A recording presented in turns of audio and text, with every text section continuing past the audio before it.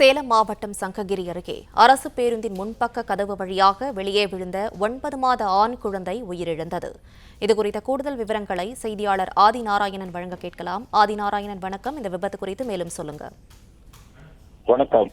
தருமபுரி மாவட்டம் முத்தம்பள்ளி கரங்களூர் பகுதியைச் சேர்ந்த ராஜதுரை முத்துலட்சுமி தம்பதியினருக்கு 7 வயதில் ஒரு பெண் குழந்தையும் 9 மாதத்தில் நவனீஸ் என்ற ஆண் குழந்தையும் உள்ளனர். இத்தம்பதியினர் குடும்பத்தோடு கோவையில் உள்ள ஒலம்பஸ் பகுதியில் வசித்துக் கொண்டு கட்டிட கூலி வேலை செய்து வருகின்றனர். இந்நிலையில் கடந்த ஒரு வாரத்திற்கு முன்பு தனது குடும்பத்தினருடன் உறவினரின் இறப்பிற்காக சொந்த ஊருக்கு சென்றவர்கள் நேற்று இரவு மீண்டும் கோவை செல்வதற்காக சேலத்தில் இருந்து கோவை செல்லும் அரசு பேருந்தில் ராஜதுரை, அவரது மனைவி மற்றும் குழந்தைகளுடன் ஓட்டுநர் இருக்கைக்கு பின்புறம் உள்ள இருக்கையில் அமர்ந்துள்ளனர். சேலம் பேருந்து நிலையத்திலிருந்து புறப்பட்ட அரசு பேருந்தின் முன்பக்க கதவு திறந்து இருந்ததால் கதவை சாத்தி வைக்க நடத்துனரிடம் ராஜதுரை தெரிவித்தும் நடத்துனர் அஜாக்கிரதையாக இருந்துள்ளார்.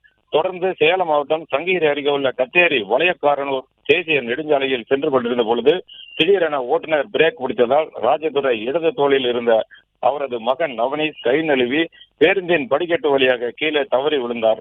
பெற்றோரின் அலறல் சத்தம் கேட்டதும் ஓட்டுநர் பேருந்தை நிறுத்திய பின்னர் இறங்கி வந்து பார்த்தபோது ரத்த காயங்களுடன் இருந்த குழந்தையை மீட்டு குமாரபாளையம் அரசு மருத்துவமனையில் சிகிச்சைக்காக அனுமதித்தனர்.